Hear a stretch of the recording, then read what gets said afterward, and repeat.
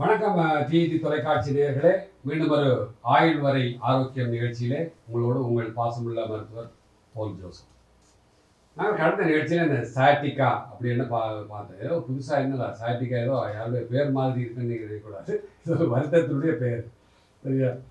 அப்போ இந்த வருத்தம் ஏன் வருது, எப்படி வருது அப்படிங்கிறத கடந்த நிகழ்ச்சியில் பார்த்தோம். இந்த நிகழ்ச்சி பார்க்காதவங்க இதுக்கு முதல் நிகழ்ச்சி உங்களுடைய ரெக்கார்டிங்கில் இருக்குமான்னு நினைக்கிறேன். டிடி எங்களுடைய தொலைக்காட்சியில், அதே நேரத்தில் யூடியூப்பிலும் வந்து இந்த நிகழ்ச்சிகள் வந்து தொடர்ச்சியாக நாங்கள் டிவியில் வர்றது மட்டுமில்லை, யூடியூப் இணையதளங்களிலும் இந்த நிகழ்ச்சியை நாங்கள் தொடர்ந்து ஒளிபரப்புகிறோம், அதில் பதிவு பண்ணுறோம். நீங்கள் அதையும் நீங்கள் பார்க்கலாம். சரி, இப்போ இந்த சாட்டிகா ஏன் வந்தது, எப்படி வந்தது, என்ன பிரச்சனை அப்படிங்கிறத கடந்த நிகழ்ச்சியில் பார்த்தோம். இப்போ அதனுடைய தொடர்ச்சியாக இதெல்லாம் நாங்கள் கடந்த நிகழ்ச்சியில் உங்களுக்கு விளங்கப்படுத்தினேன், எக்ஸ்பிளைன் பண்ணினேன். இப்போ தொடர்ச்சியாக இந்த படத்தில் நீங்கள் பார்க்குற மாதிரி நான் முதல் இதில் சொன்ன வந்து கழுத்து வலி. இந்த படத்தில் ஒரு படம் உங்களுக்கு காட்டணும். இப்போ இந்த கழுத்தில் வந்து இந்த இடத்துல ஏற்படக்கூடிய வலிகள், கழுத்து வலி, நெக் பெயின் சொல்லுவோம், இல்லைன்னா சர்வைக்கல் பெயின்னு சொல்லுவோம். இந்த சர்வைக்கல் பெயின் இதை பற்றி நாங்கள் தனி ஒரு நிகழ்ச்சி செய்வோம். பிறகு கழுத்து வலி ஏன் ஏற்படுது, என்ன காரணங்கள், கழுத்து வலிக்கு என்ன, கை வலி எப்படி, இப்போ காலில் இந்த சாட்டிகா மாதிரி இந்த கைக்கு வரக்கூடிய வலிகள், அதை பற்றி பார்ப்போம். இப்போ இந்த இடத்துல நான் கடந்த நிகழ்ச்சியில் சொன்னது திரும்ப உங்களுக்கு விளங்கப்படுத்துறதுக்காக சொல்கிறேன். இப்போ கழுத்தில் வந்து 7 எலும்புகள் இருக்குது. C1, C2, C3, C4, C5, C6, C7ன்னு சொல்லுவோம். இதில் எந்த இடத்துல எந்த நரம்பு நசிப்படும் போது, அல்லது எந்த டிஸ்க் வந்து நசிப்படும் போது, அல்லது எந்த எலும்புகளுக்கு இடையில் பிரச்சனை வரும்போது எந்த இடத்துல வலிக்கும் அப்படிங்கிறது இந்த படத்தை நான் போன தடவை காலில் அது மாதிரி உங்களுக்கு சொன்னேன். இதே மாதிரி கழுத்து பகுதியில் பாருங்கள், ஒவ்வொரு இடத்துல ஒவ்வொரு நரம்புகள் பிரச்சனை வரும்போதும் அந்த வலியினுடைய இடம் வந்து வேறுபடும். அப்போ நிறைய பேர் என்ன செய்வாங்கன்னா கை வலிக்குதுன்னு சொல்லுவாங்க. இப்போ கையில் வந்து இந்த பக்கம் வலிக்குது, கையில் இந்த பக்கம் வலிக்குது, அல்லது இங்கே மட்டும்தான் வலிக்குது, அல்லது இங்கே மட்டும்தான் வலிக்குது அப்படின்னு சொல்லுவாங்க. அது கைவலியாக கூட இருக்கலாம், உண்மையில் கைவலியாக இருக்கலாம். அல்லது இடது பக்கம் வலிச்சதுன்னா அது இதயத்தினுடைய வலியாக இருக்கலாம். வலது பக்கத்தில் வலி இருந்ததுன்னா அது ஈரல் தொடர்பான பிரச்சனையாக இருக்கலாம். இப்படி கைவலி உங்களுடைய உள்ளுறுப்புகளோடு தொடர்புடைய ஒரு பிரச்சனையும் வெளியில் காட்டும். அது ஒரு வகை. ரெண்டாவது வந்து இந்த கழுத்தில் வரக்கூடிய பிரச்சனைனால சர்வைக்கல் கம்ப்ரெஷன், அல்லது சுற்றி இருக்கக்கூடிய கழுத்து எலும்புகளை சுற்றி இருக்கக்கூடிய தசைகளுடைய வலியினாலேயும் அந்த ஸ்டிஃப்னஸ்னாலேயும் இறுக்கத்தினாலேயும் அது வரலாம். ஸோ அது மாதிரியான பிரச்சனைகள் இருக்குது. இதை பற்றி நாங்கள் திரும்ப ஒரு தடவை நாங்கள் உங்களுக்கு வேறு இன்னொரு நிகழ்ச்சியில் பார்ப்போம். ஏன்னா இப்போ நாங்கள் இந்த கால் வலியை பற்றி தான் பார்க்கணும். சயாட்டிகா. இந்த சயாட்டிக்காவில் இன்னொரு முக்கியமான விஷயம் இந்த பைரிஃபோமிஸ் சிண்ட்ரோம் அப்படின்னு சொல்லுவோம்.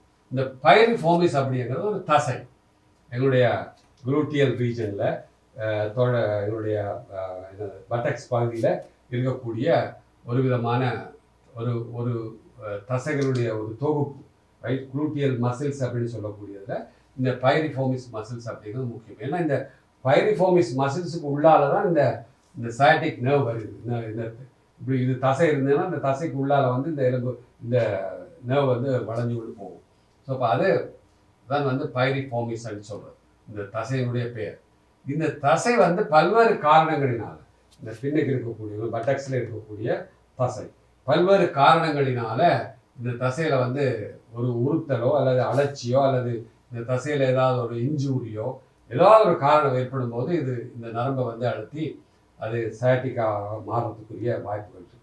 அதில் முக்கியமானது என்ன அப்படின்னா, நீங்கள் நிறைய பேர் வந்து பார்த்துருக்கீங்க, இந்த வாலட், அதுதான் வந்து வாலட் சிண்ட்ரோம் அப்படின்னு நிறைய பேர் கேள்விப்பட்டிருக்க மாட்டீங்க.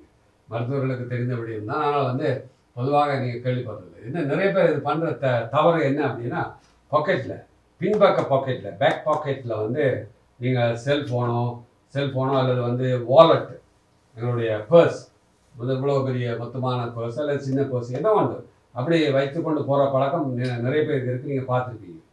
தயவு செய்து இந்த பழக்கத்தை வந்து முதல்ல நீங்கள் நிறுத்தணும். இதனால் வந்து உங்களுக்கு பேக் பெயினும் வரும், அதே நேரத்தில் சயாட்டிக் பெயினும் வரும், கால் வலியும் வரலாம். ஏன்னா இந்த பர்ஸ் என்ன செய்யுதுன்னா, உள்ளே இருக்கிற அந்த நான் முதல்ல சொன்ன இந்த படத்தில் காட்டின மாதிரி இந்த பைரிஃபோமிஸ் இந்த மசில்ஸை வந்து அழுத்துறதுனால அதுக்குள்ளார இருந்து வரக்கூடிய அந்த நரம்பு இரிட்டேட் ஆகி அந்த நரம்பு வந்து பாதிக்கப்பட்டு உடனடியாக இந்த கால் வலி ஏற்படும். அப்போ நிறைய பேர் தெரியாத அது அப்படி வச்சுக்கொண்டு இருக்கிற பொழுது, அப்படி வச்சுக்கொண்டு நீங்கள் நடக்கிற பொழுதோ அல்லது வந்து சீட்டில் இருக்கிற பொழுதோ இது வந்து ஒரு பெரிய பாதிப்பை ஏற்படுத்தும். அதுதான் வந்து ஃபேட் வாலட் சிண்ட்ரோம் அல்லது வந்து வாலட் சிண்ட்ரோம் அப்படின்னு சொல்லக்கூடிய. தயவு செய்து நீங்கள் இருந்து இந்த பின்பக்கமாக வாலட் வைக்கிறது, பின்பக்க பாக்கெட்டில் செல்ஃபோன் வைக்கிற பழக்கத்தை முதல்ல நீங்கள் நிறுத்தலாம். இந்த மாதிரி பழக்கங்கள்லாம் வந்து தயவு செய்து நீங்கள் செய்யக்கூடாது. இதனால் வந்து சயாட்டிக் பெயின் அல்லது சயாட்டிக் நர்வ் வரலாம். சரி, இது ஒரு முக்கியமான காரணம். இப்போ என்ன மாதிரியான எக்ஸசைஸ் இந்த சயாட்டிக் நர்வ் பிரச்சனை இருக்கிறவங்க, முதல்ல வந்து இது உங்களுக்கு கால் வலி வந்து சயாட்டிக் பிரச்சனையினால தான் வருகுதா, சயாட்டிக் நர்வ் பாதிப்பினால தான் வருகுதா அப்படிங்கிறத முதல்ல கண்டுபிடிக்கணும். அதை கண்டுபிடிக்கிறதுக்கு உங்களுடைய மருத்துவருடைய ஆலோசனை முக்கியம். சரியா? இந்த மருத்துவ ஆலோசனை எடுத்த பிறகு மருத்துவர்கள் வந்து உங்களுக்கு சில வேளை பெயின் கில்லர் மாத்திரைகள் அல்லது அனால்ஜெசிக் மாத்திரைகள், வலி குறைக்கக்கூடிய மாத்திரைகளை பரிந்துரைப்பது வழக்கம். அதுக்கு அடுத்ததாக என்ன செய்வார்கள் சொன்னால், உங்களுக்கு வந்து ஃபிசியோதெரப்பி அல்லது அக்குபங்க்சர் ட்ரீட்மெண்ட் அல்லது மசாஜ் இந்த மாதிரியான விஷயங்களுக்கு உங்களை ரெக்கமெண்ட் பண்ணுவார்கள், அல்லது கைரோப்ராக்டர். ஸோ அவர்கள் வந்து சில அவருடைய மெத்தடாலஜி மூலம் உங்களுக்கு வலியை குறைக்கிறதுக்கான வாய்ப்புகள் இருக்குது. சில பேருக்கு அந்த மாதிரியும் வந்து வலி குறையாது. அப்போ இதில் வந்து முக்கியமாக டயக்னோசிஸ் அப்படிங்கிறது ரொம்ப முக்கியம். நோய் அறிதல் அப்படிங்கிறது, இது உண்மையில சயாட்டிக்கா தானா? இந்த கால் வலிகள் வந்து நான் சொன்ன மாதிரி ஹிப் ஜாயிண்ட் ஆர்த்தரைட்டிஸ்னாலையும் இந்த கால் வலி வரலாம். சயாட்டிக்கா இல்லை, கால் வலி வரலாம். வேற வந்து டீப் வெயின் த்ரோம்போசிஸ், கடந்த நான் நிகழ்ச்சியில் சொன்ன மாதிரி இரத்த குழாய்களில் வரக்கூடிய, அது நாடியாக இருக்கலாம் அல்லது நாளமாக இருக்கலாம், இரத்த குழாய்களில் வரக்கூடிய ஒரு அடைப்புகளோ அல்லது வந்து உள்ள இரத்த குழாய்களுடைய சுருக்கமோ, இல்லைன்னா வந்து ரத்தம் உறைஞ்சு அது வந்து த்ரோம்பஸாக மாறி, த்ரோம்பஸ் சொன்னால் ரத்தம் உறைந்து அது இரத்த குழாய்களில் எங்கேயாவது போய் அடைபட்டு அதனால வந்து வலி ஏற்படலாம். ஸோ அப்போ அந்த வலி வந்து எப்படின்னா, கூட ரெஸ்ட்டில் இருந்தீங்கன்னா கொஞ்சம் வலி குறையும், நடக்க அந்த வலி அதிகமாகும். அது வந்து டீப் வெயின் த்ரோம்போசிஸ் அப்படின்னு சொல்லக்கூடிய, அல்லது ரெனால்ட்ஸ் டிசீஸ் அப்படின்னு சொல்லக்கூடிய இரத்த குழாய்களில் வரக்கூடிய பலவிதமான காரணங்கள்னால, சுருக்கங்களினால, அடைப்புகளினால இந்த கால்வலி ஏற்படும். அல்லது வந்து பொதுவாக இந்த ஆர்த்தரைட்டிஸ், பொதுவாகவே மூட்டு வாதம் அப்படிங்கிறதுனாலே கால்வலி ஏற்படலாம். அடுத்தது தசைகளில் வரக்கூடிய பிரச்சனைகளினாலேயும் இந்த வலி ஏற்படலாம். அல்லது வந்து ஃபைப்ரோமயல்ஜியா அப்படின்னு சொல்லக்கூடிய இன்னொரு வருத்தம் இருக்குது. இது வந்து the cause is not known, unknown etiology. அதை பற்றி நாங்கள் இந்த ஃபைப்ரோமயல்ஜியா அப்படிங்கிற ஒரு முக்கியமான வருத்தம் இன்னைக்கு நிறைய பேருக்கு இருக்குது. அது உடம்புல இருக்கிற எல்லா தசைகளையும் வந்து ஒரு இனம் புரியாத ஒரு வலி இருக்கும், அடிச்சு போட்ட மாதிரி அல்லது அடிபட்ட மாதிரியான ஒரு வலி இருக்கும். ஸோ அப்போ அந்த வலி ஃபைப்ரோமயல்ஜியா, அதுவும் வந்து கழுத்துலையும் இருக்கலாம், அல்லது காலுக்கு பாதங்கள் அல்லது கீழே தொடைகளில் ஓடி ஒரு இடத்துல இல்லாமல் ஒருக்கா இந்த இடத்துல வலிக்கும், அப்புறம் இங்கே வலிக்கும், அப்புறம் இங்கே வலிக்கும், அந்த பெயின் வந்து ஒரு மைக்ரேட் ஆகும். அப்படியான ஒரு வலி, இனம் புரியாத ஒரு வலி இருக்கும். அதை வந்து சொல்கிறது ஃபைப்ரோமயல்ஜியா. அதை பற்றி நாங்கள் ஒரு தனி நிகழ்ச்சியில் அதை பற்றி செய்வோம். அது ஸோ அப்போ அதனாலையும் வந்து இந்த கால்வலி ஏற்படலாம். இப்படி பல்வேறு காரணங்களினால இந்த கால் வலி வந்து வரக்கூடிய தன்மை இருக்கிறது. ஸோ அப்போ அதுக்கு என்ன விதமான, இப்போ குறிப்பாக நாங்கள் பார்த்து கொண்டிருக்கிற சயாட்டிக்கா, முதல்ல அந்த சயாட்டிக்கா தானா அப்படின்னு அதை டயக்னோஸ் பண்ணி, உங்களுக்கு தொடை நரம்பு வாதம் தான் அப்படின்னு அதை டயக்னோஸ் பண்ணணும். முதல்ல வந்து அதை கண்டுபிடிச்சு அதுக்கேற்ற மாதிரியான சில பயிற்சி முறைகள் இருக்குது. இப்போ இதில் இருக்கிற மாதிரியான இந்த காலை வந்து கீழே படுத்திருந்து நீங்கள் காலை மடித்து அது மாதிரியான பயிற்சிகள் செய்யலாம். இல்லைன்னா வந்து ஒரு நல்ல என்னை பொறுத்த வரைக்கும் நான் நிறைய பேருக்கு ரெக்கமெண்ட் பண்ணுறது வந்து யோகா. தொடர்ந்து ஒரு யோக பயிற்சி, சரியான முறைப்படி பயிற்சி பெற்ற ஒரு யோகா ஆசிரியரிடம் பயிற்சி பெற்றால் இந்த சயாட்டிகா பெயின் வந்து அதிகமாக குறையிறதுக்கான வாய்ப்புகள் இருக்குது. இப்போ நீங்கள் இதில் இருக்கக்கூடிய பயிற்சிகள் எப்படி சில ஆசன பயிற்சிகள், யோகாசன பயிற்சிகள், இந்த மாதிரியான பயிற்சிகள் ஒருவருடைய ஆலோசனையோடு நீங்களாக வந்து பார்த்து செய்கிறது நல்லதில்லை. யூடியூப்பை பார்த்தோ அல்லது ஏதாவது ஒரு வீடியோவை பார்த்து செய்கிறத விட ஒரு மருத்துவர்கள் மூலமோ அல்லது ஒரு ஃபிசியோதெரப்பி முறையாக படித்தவர்கள் மூலமோ அல்லது யோகா வந்து சரியான முறையில் படித்தவர்கள் மூலம் அவர்கள் மூலம் இந்த மாதிரியான பயிற்சிகளை வந்து நீங்கள் செய்து பார்க்கலாம்.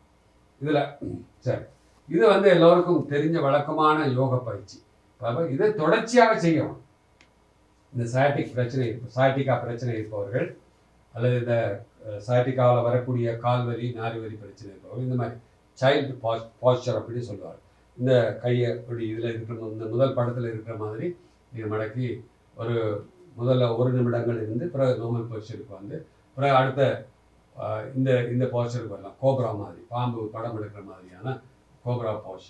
அடுத்தது வந்து கேட் அண்ட் கவ், அதாவது பூனை வந்து எப்படி நீங்கள் பார்த்தீங்கன்னா பூனை வந்து அது டயர்டாக இருக்கிற நேரத்தில் முறிவெடுக்கிற மாதிரி ஒரு வளையும் இப்படி குறிஞ்சி. ஸோ இப்போ பூனை வளைகிற மாதிரியாக இருக்குது. இது மாதிரி இந்த பிரிட்ஜிங் எக்ஸசைஸ் இது மாதிரி இப்படி இந்த மாதிரியான பயிற்சிகள் லொக்கஸ்ட் போச்சர். அடுத்தது போட் மாதிரி இப்படி வளைஞ்சு இது போட் இப்படி இருக்க மாதிரி இதே மாதிரி நேராக படுத்து கொண்டு நீங்கள் போட் மாதிரி உங்களுடைய உடலை வளைக்க முடியும். ஸோ இப்போ இந்த மாதிரியான பயிற்சிகள் வந்து சரியான முறைப்படி நீங்கள் யோகா படித்த ஒரு ஆசிரியரிடம் இவற்றை நீங்கள் முறையாக கற்றுக்கொண்டு இந்த சயாட்டிக் பெயின், இந்த தொடை நரம்பு வாதம் வந்து வராமல் தடுக்க முடியும். அடுத்தது இந்த பயிற்சிகள் எல்லாத்தையும் தாண்டி இப்போ சில பேருக்கு என்னென்னா ரொம்ப நீங்கள் நல்லா டிஸ்க் விலகி இருக்குதுன்னு வைத்துக்கணும். சரியாக முறையாக வந்து இந்த டிஸ்க் விலகி அல்லது டிஸ்க் வந்து ஸ்லிப்பாகி உள்ளுக்கு வந்து போய் அந்த முதுகுத்தண்டு நரம்பு, நான் முதல்ல அந்த படங்களை காட்டுற மாதிரி முதுகுத்தண்டு நரம்பை அழுத்தி கொண்டிருக்கும். அப்போ இந்த நேரத்தில் போய் நீங்கள் எக்ஸசைஸோ யோகாவோ செய்தீங்கன்னா இன்னும் வந்து வேர்ஸ் ஆகும். ஸோ அப்போ இது வந்து டிஸ்க் விலகி இருக்காண்டு அதை வந்து மருத்துவருடைய ஆலோசனையோடு எங்களை போல மருத்துவர்களோ அல்லது ஸ்கேன் பண்ணியோ சிடி ஸ்கேனோ அல்லது எம்ஆர்ஐ இந்த மாதிரி இதில் எடுத்து தான் வந்து முறையாக பார்க்க முடியும்.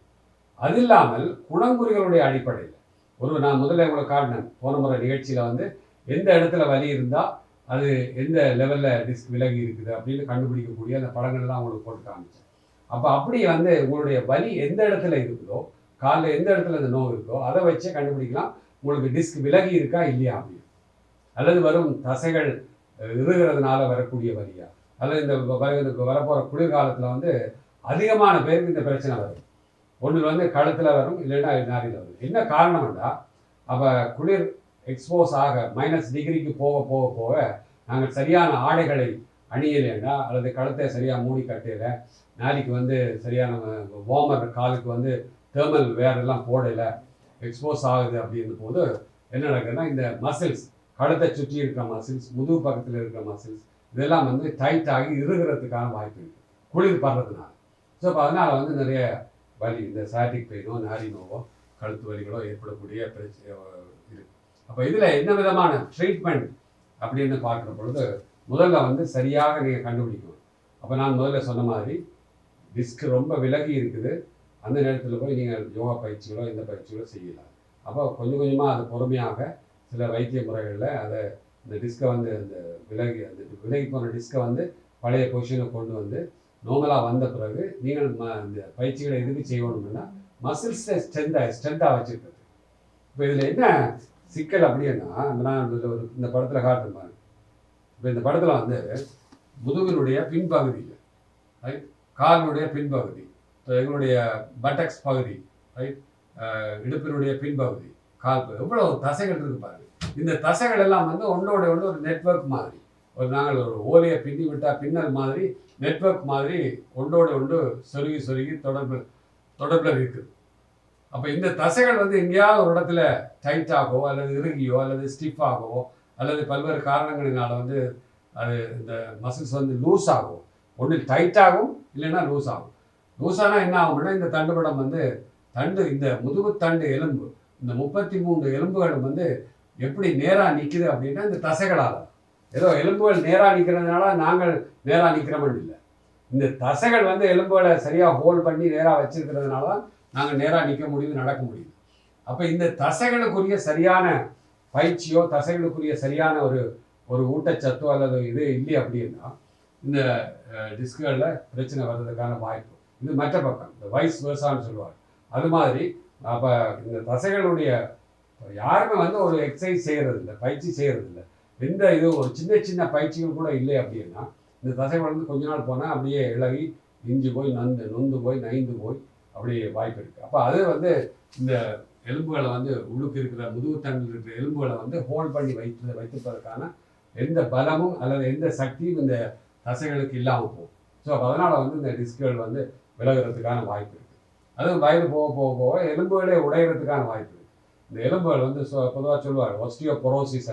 அதை பற்றிலாம் நாங்கள் பார்ப்போம் அடுத்தடுத்த நிகழ்ச்சிகளில்.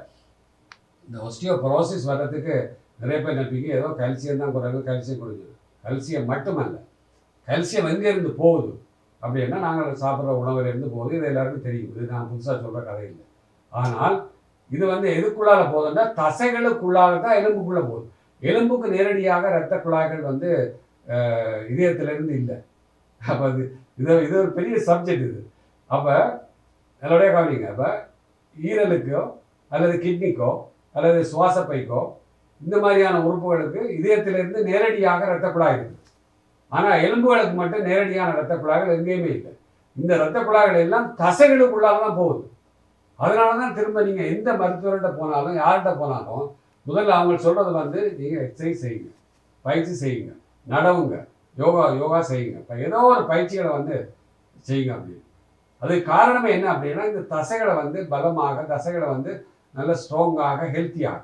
அப்போ எங்களுடைய தசைகள், எங்களுடைய மசில்ஸ் வந்து ஸ்ட்ராங்காக இருந்தால் தான் எங்களுடைய எலும்பு ஸ்ட்ராங்காக இருக்கும். ஏன்னா தசைகளுக்கு கூடாகத்தான் எலும்புக்கு சத்து போகுது. அந்த விஷயத்தை மட்டும் நீங்கள் தெரிஞ்சுட்டா போதும். அப்போ ஏதோ ஒரு பயிற்சி, ஒரு நாளைக்கு ஒரு 20 நிமிஷம் 30 நிமிஷம் அரை மணி நேரம் ஏதோ ஒரு பயிற்சி, ஒரு யோகா பயிற்சி அல்லது உங்களுக்கு தெரிந்த பயிற்சிகளோ ஏதோ ஒன்று. அப்போ அது முக்கியம். அப்போ இதில் இந்த விஷயங்களை வந்து சரியான முறையில் நீங்கள் கவனத்தில் கொள்ளணும். சரி, இப்போ என்ன விதமான ட்ரீட்மெண்ட் அப்படின்னு பார்த்தீங்கன்னா, இப்போ எங்களை பொறுத்த வரைக்கும் இந்த நிறைய பேர் எங்களுடைய சிகிச்சைக்கு வர்றதுக்கு காரணம் என்னென்னா இந்த அக்குபங்க்சர் வைத்திய முறையில் வந்து இது அறுவை சிகிச்சை இல்லாமல் பொதுவாக வந்து நீங்கள் டிஸ்க் விலகிடுச்சனாலே முதல் வேலை வந்து மருத்துவர்கள் சொல்கிறது அறுவை சிகிச்சை. அப்போ உடனடியாக அவர் செய்ய மாட்டார்கள், ஆனால் அறுவை சிகிச்சை அவங்களுக்கு செய்யணும்னு சொல்லுவாங்க. அப்போ அது வரைக்கும் நீங்கள் கொஞ்சம் இந்த ஃபிசியோதெரப்பியோ பயிற்சிகளோ மற்ற இதுகளோ செய்து பாருங்கள் அப்படின்னு உங்களுக்கு ஆலோசனை சொல்வார். உடனடியாக டக்குன்னு நீங்கள் ஒரு ஒரு ஒரு எமர்ஜென்சி நிலையை தவிர மற்ற நேரத்தில் வந்து மருத்துவர்கள் உங்களை வந்து அறுவை சிகிச்சைக்கு அனுப்ப மாட்டார்கள். எந்த மருத்துவர்கள் உடனடியாக நீங்கள் காலை நோய்னு போனீங்கன்னா நீங்கள் ஆர்த்தோபெடிக் சர்ஜனை பாருங்கள் அல்லது நியூரோ சர்ஜனை பாருங்கள் உடனே சொல்கிறீங்க. அப்போ இந்த மாதிரியான வைத்திய முறைகளை முதல்ல செய்து பார்த்து அதில் சரி வரையலை அப்படின்னா அப்புறம் உங்களுக்கு அறுவை சிகிச்சைக்கு அவர்கள் ரெக்கமெண்ட் பண்ணுவாங்க. ஸோ அப்போ அது ஒரு முக்கியமான விஷயம். ஸோ அப்போ இந்த விஷயத்தில் இதில் நீங்கள் எங்களுடைய இதை பொறுத்த வரைக்கும் அக்குபங்க்சரில் வந்து கிட்டத்தட்ட ஒரு 60லேருந்து 70% கால் வலியோ நாரி வலியோ கழுத்து வலிகளோ வந்து போயிடும். இதையும் தாண்டி இது அக்குபங்க்சர் மட்டும் இல்லை, அதோட சேர்த்து அந்த அக்குப்ரெஷர்னு சொல்லக்கூடிய சில பயிற்சிகள் இருக்குது. இதெல்லாம் செய்து நாங்கள் வந்து இந்த மசில்ஸை வந்து டைட்டான மசில்ஸை வந்து ரிலாக்ஸ் பண்ணி டைட்டான மசில்ஸை ரிலாக்ஸ் பண்ணும்போது இப்போ உதாரணத்துக்கு நான் வந்து காட்டுறேன். இப்போ இது ஒரு எலும்பு, தண்டு படத்தில் இருக்கிற ஒரு எலும்பு, இது ஒரு எலும்பு, இது ஒரு எலும்பு, இது ஒரு எலும்பு. இதுக்கு மேலே தசை இருக்குது, இதுக்கு இடையில டிஸ்க் இருக்குது. இப்போ இதான் டிஸ்கண்டு வைக்கும், சரியா? இப்போ இதுக்கு இடையில இங்கேயும் இருக்குது, இங்கேயும் இருக்குது டிஸ்க். இப்போ இந்த தசை இதுக்கு மேலே இருக்குது. இந்த தசை வந்து டைட்டாக என்ன ஆகும்னா இந்த எலும்புகள் இருக்கும்போது இந்த டிஸ்க் வந்து விலகி உள்ளே போய் இதுதான் வந்து பெயினுக்கு காரணம். பேக் பெயினுக்கும் சயாட்டிக்கா பெயினுக்கும் கால் வலிக்கும் காரணம். அப்போ இதை வந்து இந்த அக்குபங்க்சர் ட்ரீட்மெண்ட்களில் எங்களுடைய ட்ரீட்மெண்ட்கள் வந்து மசில்ஸை வந்து ரிலாக்ஸ் பண்ணி விட்டால் பழையபடி இந்த எலும்புகள் வந்து பொசிஷனுக்கு வரும். நான் சொல்கிறது இந்த முதுகில், சரி? அப்போ அது மாதிரியான சிகிச்சை முறைகள் இது இவ்வளோ பாயிண்ட்ஸ் இருக்குது. முதுகில் வந்து இந்த acupressure points, acupuncture points. So இப்போ இந்த பாயிண்ட்களை வந்து நாங்கள் தூண்டிவிட்டு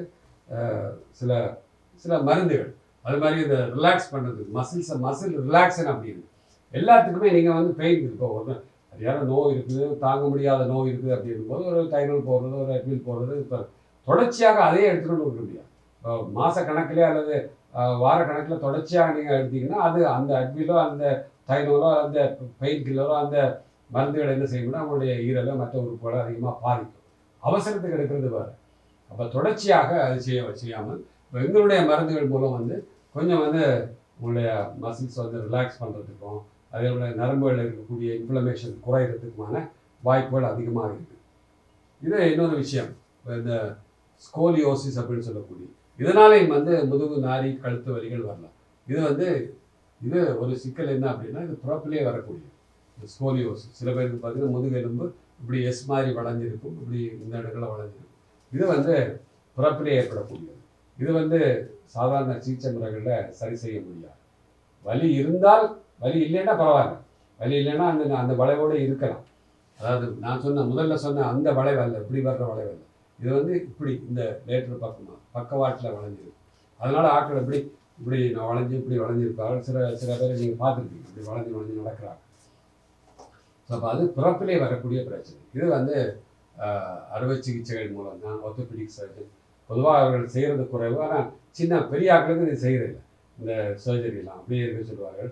ஆனால் சிறுவர்களுக்கு வருகிற போது இன்றைக்கு நல்ல சர்ஜரி எல்லாம் மருத்துவ அறுவை சிகிச்சை மூலம் இந்த எலும்பை நேராக்கிறதுக்கான பல்வேறு விதமான வழிமுறைகள்லாம் வந்திருக்கு.